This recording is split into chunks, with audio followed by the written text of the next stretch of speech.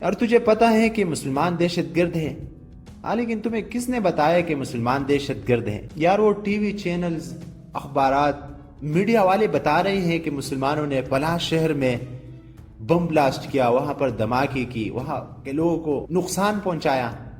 ناظرین کرامی، آج کل یہ باتیں ہمارے معاشرے کا ایک اہم حصہ بن چکا ہے مسلمانوں کے حوالے سے۔ تو چلیے آج اس بارے میں تھوڑی سی ڈسکشن ضروری سمجھتا ہوں، تو پلیز ویڈیو کو اینڈ تک ضرور دیکھنا۔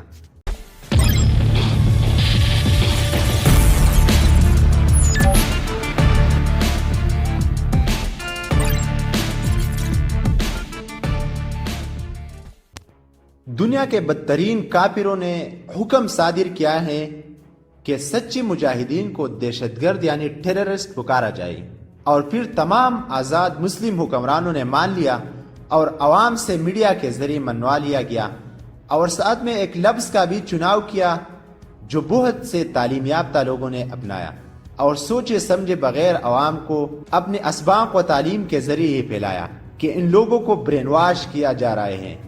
ناظرین، یہ بات آپ لوگوں نے بہت زیادہ سنی ہوگی، حالانکہ ایسا ویسا کچھ بھی نہیں ہے۔ یہ لفظ نکلا اور پورے ملک کی تعلیمی طبقہ سوائے ان کے جو نہایت غور و فکر، تدبر و تفکر سے کام لیتے ہیں، ان کو مان لیا۔ یہ جہادی نہیں، یہ دہشت گرد ہے۔ ان کو مدارس، مراکز، مساجد اور علمی مجلسوں میں بہکایا جا رہا ہے۔ ہم نے ان کا کہنا مان لیا اور ہم ایک دوسرے کے بحث مباحثے میں لگ گئے، مذہبی لوگوں کو ٹارگٹ کیا۔ یہ جہادی نہیں، قاتل ہے، یہ فسادی ہے، یہ بم بلاسٹ کرتے ہیں اور خودکشی کرتے ہیں، ایسے ویسے جملے۔ ارے بھائی، تم کب سمجھو گے؟ آپ ان کو امن پسند کہلاتے ہیں، انہیں اعلیٰ اخلاق والے کہتے ہیں، جن کے ماں باپوں کا پتہ نہیں ہوتا، جن کی بھائی بہنوں کا پتہ نہیں ہوتا۔ خوشحالی، امن اور ترقی و ٹیکنالوجی کا باشن ہمیں نہ دیں، ان کی زندگی کا سلیقہ ہمیں نہ سکھائے، ہمیں ان کی تہذیب و ثقافت سے نہ سکھائے۔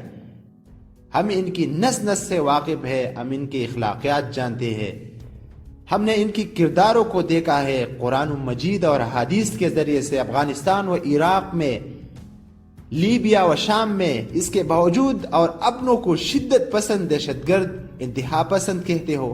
یہ دوغلا پن چھوڑیے میرے بھائی اور بہنوں، مختلف طریقوں سے ہمیں الجھایا جا رہا ہے، پنسایا جا رہا ہے۔ ابھی وقت ہے، سمجھیے۔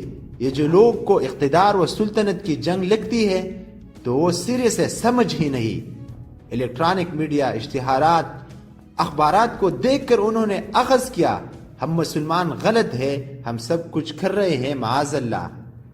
پہلی بات یہ نہ کہ اقتدار کی جنگ ہے اور نہ زمین و سلطنت کی، یہ جنگ حق و باطل کے درمیان ہے۔